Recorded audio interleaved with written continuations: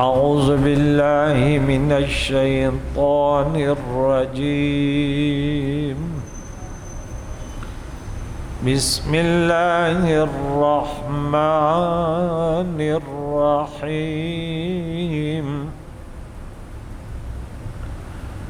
وقال طائفة من أهل الكتاب آمنوا بالذي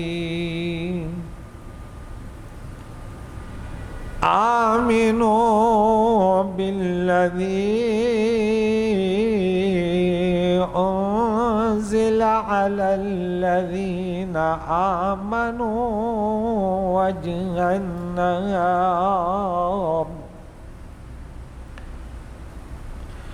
وجه النهار واكفروا آخره لعلهم يرجعون صدق اللہ العظیم۔ حضرات محترم، قرآن پاک کا درس سورہ آل عمران 71 آیتیں اور 7 رکوع اس سورہ آل عمران کی ہوگی، اور تیسرے پارے کی 15 رکوع ہوگی۔ یہودیوں کی سازش، عیسائیوں کے، نجران کے عیسائیوں کی غلط عقائد، نظریات اور ان کا رب کریم نے فرمایا آگے بھی ان کی سازش۔ یہاں سے رب کریم نے فرمایا کہ ایک گروہ نے ان اہل کتاب میں کہا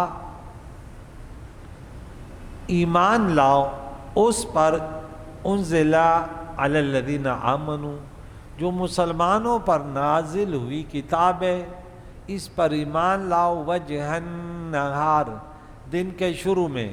وجہ النہار کے معنی دن کے چہرہ، یعنی صبح صبح جاؤ بولو ہم ایمان لائے۔ ایک سازش کر رہے تھے۔ اب دیکھیں سازش ہی جو ہے، جو سازش کرتا ہے وہ کتنے بہانے کرتا ہے،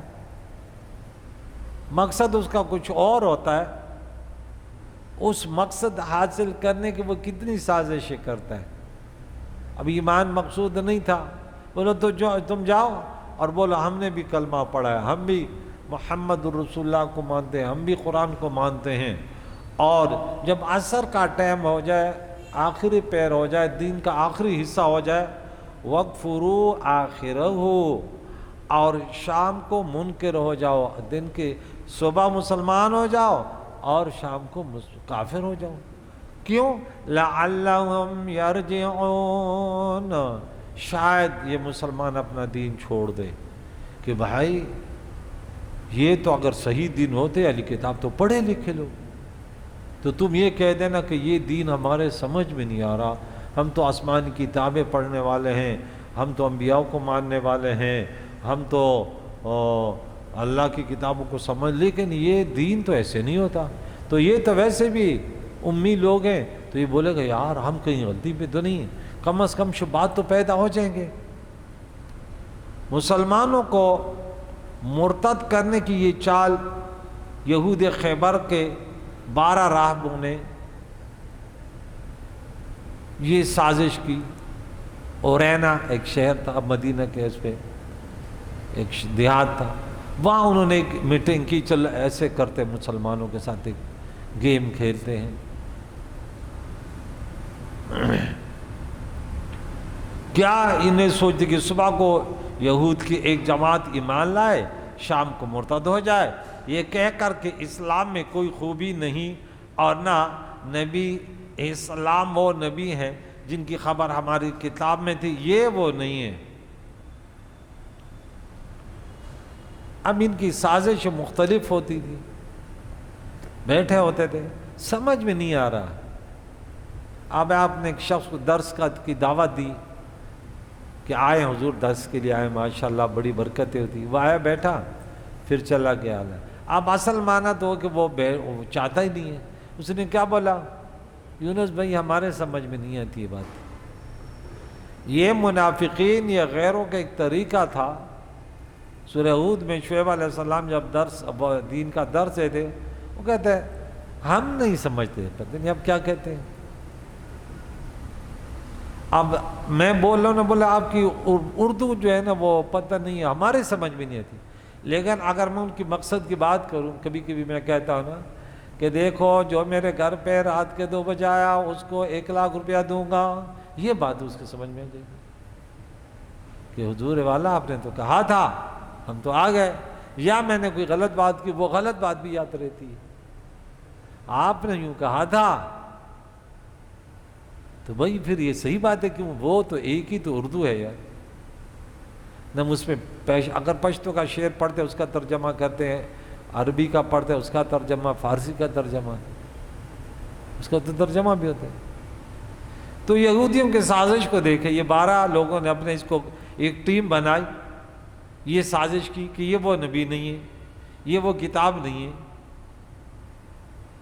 پہلے سے قرآن نے ان کی اس سازش کی خبر دے کر انہیں ناکام کر دیا۔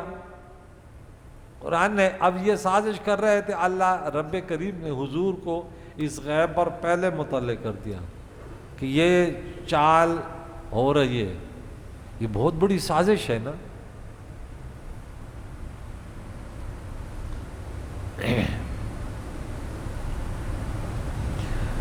تو اس سے 2 مسئلے معلوم ہے، ایک یہ کہ کفار اسلام میں ٹاننے کے لیے وہ تدبیریں سوچتے ہیں جو شیطان کو بھی نہیں سوچی، شیطان سے بڑھ کر سوچے۔ یہ اللہ کی کتابوں کو پڑھنے والے تھے، یہ مولوی تھے، یہ پیر تھے، راہب رہبانی، جو میں نے سورہ توبہ کی آیت نمبر 31 میں، لوگوں کے مال کھانے والے تھے۔ شیطان سے بڑھ کر ان کی سازشیں تھی۔ دوسرا یہ کہ مرتد کی سزا قتل اس لیے رکھی گئی ہے کہ ارتداد سے اصلی مسلمانوں کو بہکنے کا خطرہ ہے، اور مرتد حکومت الہی کا باغی ہے۔ حضرت موسیٰ علیہ السلام کے زمانے میں بچڑے کے بیچاری عبادت کرنے والے یہودیوں کو قتل کر دیا۔ رب کریم نے آیت نمبر 54 میں انہوں نے پڑھا کہ فَقْتُلُوا أَنفُسَكُمْ، قتل کرو، ختم کرو۔ مرتد کی سزا قتل، تاکہ مسلمان شبہ میں پڑ جائے، اپنے دین سے پھر جائے۔ یہ کن کا طریقہ ہے؟ منافقین کا۔ یہ کن کا طریقہ ہے؟ دین کے دشمنوں کا۔ جو وفادار ہوتے ہیں وہ کہتے ہیں ماشاءاللہ، ہاں، اور یہ حقیقت تھی کہ حضور جیسے دین اسلام جس طرح حضور نے بیان کیا، یہ تو قیامت تک رہے گا نا۔ حضور کی شریعت اس میں تو وہ خوبیاں ہیں۔ اب کوئی سازش والا وہ غیروں کا وہ نہ سمجھے تو اس کا قصور ہے۔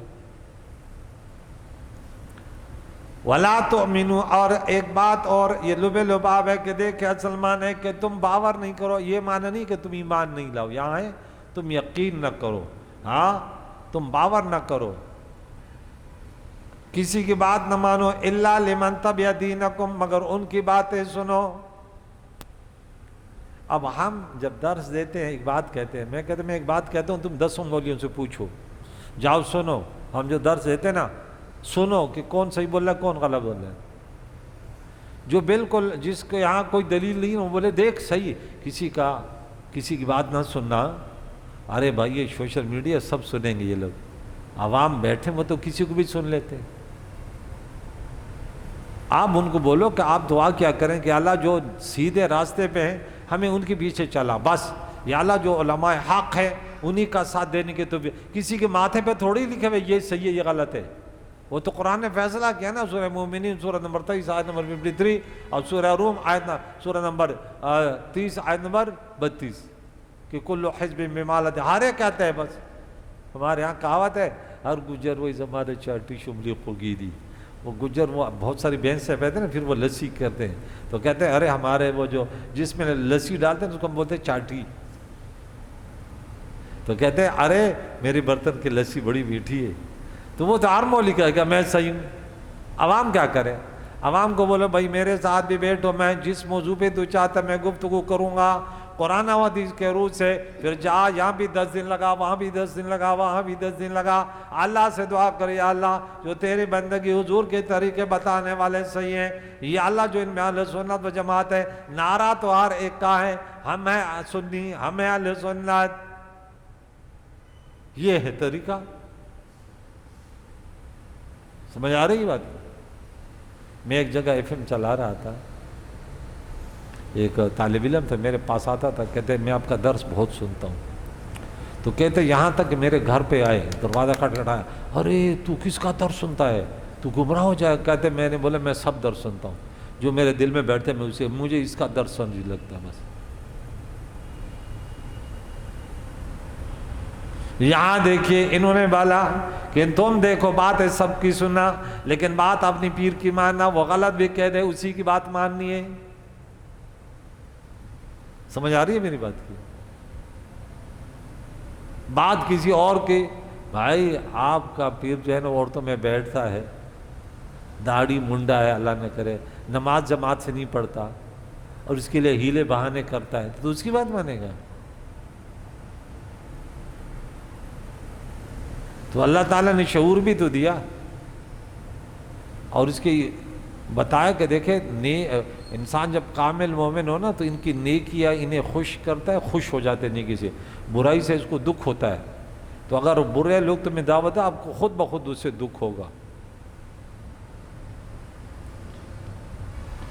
نمبر ایک بات تو یہ تھی کہ تم صرف اس کی بات مانو جو تمہارا دین کا پیروکار ہو، یعنی یہودیوں کی بات مانو، یہودی کہتے تھے، اس کے علاوہ نہ عیسائیوں کی بات نہ مانو، نہ اس نبی کی، بالکل نہیں ماننا۔ اور یہودیوں نے اپنے سازش کی عیسائیوں نے کہ دیکھو ان کی باتیں نہیں مانو، کیونکہ نبوت تو کسی اور کو مل ہی نہیں سکتی۔ نمبر 2 یہ جملہ مترجہ ہے، قل ان الہدی هو الہدی، آپ فرما دیجئے بے شک ہدایت اللہ ہی کی ہدایت ہے، ہدایت بس اللہ جس کو دے وہی ہدایت، تمہارے پاس کوئی وہ نہیں ہے، تم ٹھیکیدار نہیں ہو کہ تم کہتے ہو یہ ہدایت ہے اس کے علاوہ کوئی ہدایت نہیں ہے۔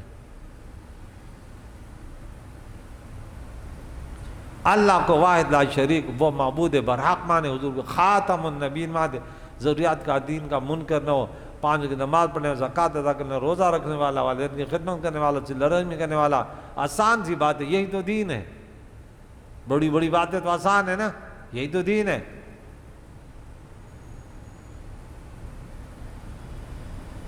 نمبر 2 تم باور نہ کرو مگر اس کی جو تمہارے دین کی باتیں کرے، وہ کیا ہے؟ وہ تفسیریہ ہے، ان یؤتی احد مثل ما اوتیتم، یہ بات کسی کی نہ مانو کہ کسی کو ایسی کتاب دی جائے گی، ایسا دین دیا جائے گا، ہاں جو تمہیں ملا، ایسے کسی کو دین نہیں دیا جائے گا۔ اب ہم کہتے ہیں کہ اس کے علاوہ کوئی دین نہیں آئے گا، لیکن ہمارے پاس قرآن کے دلائل ہیں کہ اس کے بعد کوئی دین حضور خاتم النبیین ہے۔ قادیانی یہ آیت پڑھے، ہم پر چسبان کرے، وہ تو ویسے بھی وہ تو ہر کوئی جانتا ہے، بنی اسرائیل کی کتابوں میں تو یہ باتیں تھی حضور خاتم النبیین تشریف لائیں گے، ان کی کتابوں میں تھی، ان کے علماؤں کی زبانوں پر تھی، اور وہ حضور علیہ السلام کے وسیلہ سے مدد مانگتے تھے، یستفتحون علی الذین کفروا۔ لیکن ہمارے قرآن میں ایسے کوئی بات نہیں کہ حضور کے پاس کوئی نبی آئے گا، بلکہ یہ ہے حضور نے فرمایا میرے بعد اتنے نبوت کا دعویٰ دار آئیں گے اور سب کے سب جھوٹے دجال ہوں گے۔ ہمارے پاس تو دلائل ہے نا۔ تو یہ باور نہ کرو، یقین نہ لاؤ کہ تم جیسی کتاب جو تمہیں دی گئی ہے ایک کسی اور کو بھی، ان یؤتی احد کسی ایک کو دی جائے گی اس کے مانند جو تمہیں دی گئی ہے، او یحاجوکم عند ربکم، یہ بات بھی نہ مانو کہ تمہارے ساتھ کوئی تمہارے رب کے ہاں حجت و دلائلوں سے لڑے گا، یا انہیں ایسے باتیں نہ بناؤ، پہلے پارے میں پڑھ چکے کہ وہ حضور کے بارے میں انہیں یہ باتیں نہیں بتاؤ کہ خاتم النبیین ہے، ان کا ذکر ہے، کیونکہ ایسے انہوں اللہ کے حضور یہ تمہیں پھر وہاں پہ ہرا دیں گے، لیکن یہاں کہتا ہے کہ تم اپنے دین پہ ڈٹے رہو، وہاں بھی تمہیں کوئی نہیں ہرا سکتے۔ خیال ہے کہ نبوت کا بنی اسرائیل سے خاص ہونا یہود کا بہتان تھا، اس کا کذب، قرآن میں ثابت ہے کہ ایسے اللہ نے نہیں فرمایا کہ بس نبوت یہاں رہے گی۔ ان کا ذکر کتب الہیہ میں کہیں نہیں تھا، مگر قرآن کریم نے اعلان فرما دیا کہ نبوت حضرت ابراہیم خلیل اللہ کے خاندان سے خاص کر دی گئی۔ وَجَعَلْنَا فِي ذُرِّيَّتِهِ النَّبُوَّةَ وَالْكِتَابَ، سورہ عنکبوت آیت نمبر 27، سورہ نمبر 29، پارہ نمبر کوئی بتا سکتا ہے 20 اور 21۔ لہذا ہم یہ کہہ سکتے ہیں کہ قادیانی مرزائی نبی نہیں، کیونکہ حضرت ابراہیم خلیل کے اولاد سے نہیں ہے۔ اللہ نے نبوت اولاد ابراہیمی سے خاص فرما دی۔ یہ ان کی تعلیم تھی اپنی عوام کو کہ یہ باتیں نہیں ماننا، تو انہوں نے ورغلایا تھا نا جعلی لوگوں نے کہ بس یہ چندے وندے ہمارے پاس آئے، بس ان کا ایسا عقیدہ بناتے تھے، دین کے متعلق باتیں کم کرتے تھے اور خرافات کی باتیں زیادہ بتاتے تھے۔ بعض لوگ ایسے ہوتے ہیں کہ وہ دین کی باتیں پر تقریر ہو وہ بس اختلافی، بھائی لوگوں کو نماز کے بارے میں بھی بتاؤ، والدین کے بارے میں بھی بتاؤ، ان کو دین کی حقیقت تو بتاؤ۔ اب سوشل میڈیا پر آئیں گے، ماہ ربیع الاول ہے تو بھائی حضور علیہ السلام کے اوصاف حمیدہ بیان کرو، ان کا ذکر کرو، ان کی پیاری سنتوں کو بیان کرو۔ نہیں، بس وہ اسی پہ لگے ہوئے ہے نہیں ہے نہیں ہے نہیں ہے، بس بھائی یہ مقصد تھوڑی ہے۔ اب جو نہ مانے چھوڑے نا، آپ جو ہے شمالی ترمذی اٹھائیں، اس میں جو پیارے قائد ہو جان کے کیا ماشاءاللہ، شمالی ترمذی آپ لوگوں کو انشاءاللہ، کہ حضور علیہ السلام کیسے تھے، اٹھنا بیٹھنا، جس میں ہر بال مبارک، ناک مبارک، آنکھ مبارک، کان مبارک، انگلی مبارک، گھر میں جانا کیسے، آنا کیسے، باہر بیٹھا کیسے، مہمانوں سے کیسے ملے، بڑوں سے کیسے ملے، کیا انداز سے بیان کیا۔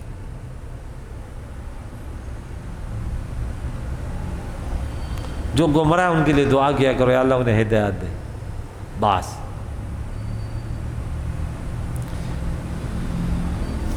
قل ان الفضل بید اللہ، آپ فرما دیجئے فضل جو ہے وہ اللہ کے ید بلا کیف میں یؤتی عطا کرتا ہے، یہ فضل من یشاء، جس کو چاہے، یعنی اللہ جس چیز میں قید نہ لگائے۔ تم لگانے والے کون؟ نبوت میرا فضل ہے، رب فرماتے ہیں جس سے چاہوں عطا کروں۔ میں نے اس کو بنی اسرائیل کے لیے خاص نہ فرمایا، اس سے معلوم ہوا کہ نبوت اعمال سے نہیں ملتی، یہ محض اللہ کا فضل ہے۔ آدم علیہ السلام، عیسیٰ علیہ السلام پیدائشی نبی ہیں، ایسی ولایت بھی اعمال پر موقوف نہیں، جس کو اللہ چاہتا کر دے، اور کبھی بغیر عمل عطا رب سے ملتی ہے۔ حضرت مریم بچپن شریف میں ہی ولی تھی، حالانکہ اس وقت تک کوئی عمل نہ تھا، بعض قسم سے بھی، لیکن نبوت نہیں، نبوت صرف عطائی وحی اللہ کی طرف سے۔ اس کے لیے کیونکہ وہ نبوت میں بہت ساری باتیں وہ عام انسان میں نہیں ہوتی، بڑی تفسیروں میں بڑی تفصیل سے گفتگو ہے۔ بعض لوگ جیسے کہتے ہیں نا ہم نبی صرف ہمارے جیسے، ایسے نہیں ہوتا۔ نبی کی اس علمی وسعت، ان کی سوچیں وہ ہر انسان کے پاس تھوڑی ہوتی ہے، اس کو اللہ تعالیٰ نے خاص کیا، اس کو اس قابل بنایا، وحی کا قابل بنایا، لوگوں کے لیے امین بنایا، اللہ تعالیٰ کی وحدانیت کا پیغام دینے کے قابل بنایا۔ تو اس میں ہمارے اندر تو فرق ہوتا ہے نا۔ ہم کسی شخص کو مثال کے طور پر کرکٹ کے لیے وہ کرتے ہیں کہ بھئی یہ کرکٹ کھیلے گا، تو اس میں کوئی خوبیاں ہوں گی کہ وہ دوسرے یہ نہیں کر سکتے، یہ والا کر سکتے۔ انسان تو کمزور ہے نا، لیکن یہ بھی اس کا انتخاب کرتا ہے۔ جو مثال، ایک اور مثال دے دوں، چند افراد ہیں، ہم کس کو گاڑی چلانے کے لیے بٹھائیں گے؟ اب کوئی کہتے ہیں نہیں سب برابر ہیں، یہ افراد بیٹھے ہوئے گاڑی چلانی ہے، وہ کہتے ہیں نہیں ہے سب برابر ہے۔ نہیں بھائی، سب برابر نہیں ہے۔ گاڑی چلانے والا خاص ہوگا. اور تو یہ کہتے ہیں نہیں اب وہ نبی بھی ہمارے جیسے کوئی فرق نہیں ہے, اس کو بھی دیوار کے پیچھے پتہ نہیں, ہمیں بھی نہیں. انا للہ و انا الیہ. دنیا میں ہر انسان کے لیے فرق ہے. درزی دوسروں سے ممتاز ہے, ڈاکٹر دوسروں سے فن میں ممتاز ہے, شیخ القرآن دوسرے لوگوں سے اعلیٰ ہوتا ہے, اور نبی کی جب بات آتی تو کہتے ہیں نہیں کوئی فرق نہیں ہے. انا للہ و انا الیہ راجعون. نبی وہ ہستی ہے جس کو اللہ نے اس علم سے نوازا.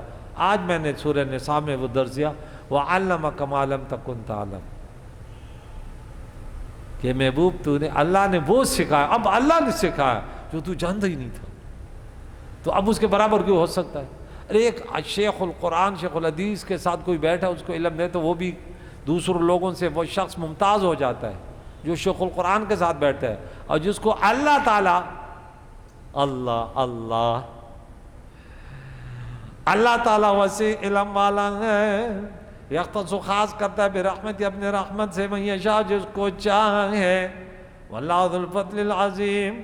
اور اللہ بڑا فضل والا. یہاں دیکھیں جہنمی بن گئی اس آیت کی وجہ سے, اور اللہ گمراہ کرتا ہے اس قرآن سے بہت ساروں کو جن کے پاس شعور نہیں تھے. وہ کہتے دیکھیں یختص, کہتے یہودیوں نے دعویٰ کیا کہ کوئی اور نبی نہیں ہے, کہا بنی اسرائیل میں نبوت چلے گی, اور اللہ تعالیٰ نے رد فرمایا نہیں, اللہ خاص کرتا ہے, خاص کرے گا. یختص مضارع کا صیغہ ہے, برحمت اپنے رحمت سے نبوت سے, یعنی خاص کرے گا قیامت تک جس کو چاہے گا نبوت عطا کرے گا. ارے خدا کے بندے تمہیں شعور نہیں ہے. قرآن کی ایک یہ تو اس وقت کی بات تھی, ایک خبریہ جملہ ہے کہ یہ یوں کہتے ہیں. میں کہتا ہوں ایک واقعہ سنا رہا ہوں کہ قیس نے زید سے کہا کیا, اس نے بولا میں, یا اس نے کہا میں جا کے ان سے کہتا ہوں, تو کہتا ہوں میں ان سے کہوں گا. حالانکہ وہ کہانی کتنے پہلے سے, وہ 100 سال کی پرانی کہانی ہے, 1000 سال کی پرانی کہانی, لیکن اس کہانی میں الفاظ ہیں, میں اس سے کہوں گا. تو کیا بولا کہ ابھی تک اسے نے نہیں کہا؟ بھائی اس کو تو 1000 سال گزر گئے. یہ تو یہودی اور بنی اسرائیل کا رد تھا. اور قادیانی ابھی کھڑا ہو گیا, کہتے دیکھو آؤ امام تو اپنے مولوی سے پوچھو دیکھے یختص کون سا صیغہ ہے. یہ نہیں, ہمیں صیغے کا بھی پتہ نہیں ہے. یہ قادیانی ہمیں سکھائیں گے.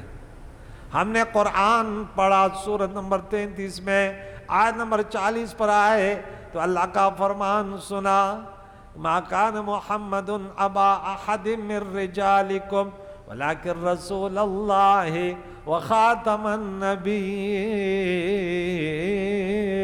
وکان اللہ بکل شیء علیما. حضور نے تشریف فرمائی کہ لا نبی بعدی میرے پاس. قرآن میں بھی اعلان ہوا, حضور نے بھی اعلان کیا, ارے نبوت کی بلڈنگ میں تمام انبیاء ہیں. جیسے کوئی ایک بلڈنگ بناتا ہے, اس کی ایک اینٹ کی جگہ ادھوری ہوتی, کوئی گمتا, کہتے یہ جگہ بھی پر ہو جائے. ارے میں وہ آخری اینٹ ہوں, میرے بعد کوئی نبی نہیں آئے گا, میں اور قیامت دونوں ساتھ ساتھ ہیں. ارے جو بھی نبوت کا دعویٰ کرے گا دجال ہوگا. ارے قادیانی تو بڑا مکار ہے, ارے تو بڑا غدار ہے, ارے تو ڈالروں سے بنا ہے, تو اللہ کہتا تیرے پاس نہیں ہے, ورنہ تیرا جو رزلٹ رہا اور انشاءاللہ رہے گا ہمیشہ تمہاری ذلت اور رسوائی ہوگی. کریم اولاد سے دعائے قرآن مجید فرقان حمید کی تعلیمات سے ہم سب کو بہرامند فرمائے, ہمارے بیماروں کو شفا, بے روزگاروں کو رزق حلال. یا اللہ میں دین اسلام پر استقامت نصیب فرما. قادیانیوں کے شر سے جو بھی بد مذہب ہیں ان کے غلط نظریات اور ان کے کردار سے سب مسلمان عوام اہل سنت جماعت کی حفاظت فرما. صلی اللہ تعالی محمد و صحبہ اجمعین برحمتہ.